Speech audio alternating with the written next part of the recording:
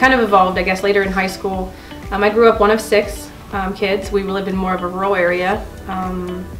in the country, so my dad and my stepdad, you know, we worked on a lot of different things around the house, and if we were working on things, he had us kids right there doing it alongside of him, and I found out really quickly I was more of a doer than a watcher, and I always wanted to kind of jump in and help and work on different things, whether it was working on my car or working on things around the house, so I was just very hands-on.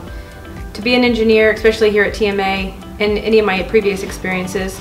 I enjoy working on the projects where, you know, obviously we can, you know, we're making improvements and we're saving money and reducing downtime, but the most rewarding part is working with the associates, and if it's a project you're working on that gets them involved and you know that it's making an impact on their day-to-day life and day-to-day work activities, and it's making opportunity for them, then I find that that's very rewarding. There are so many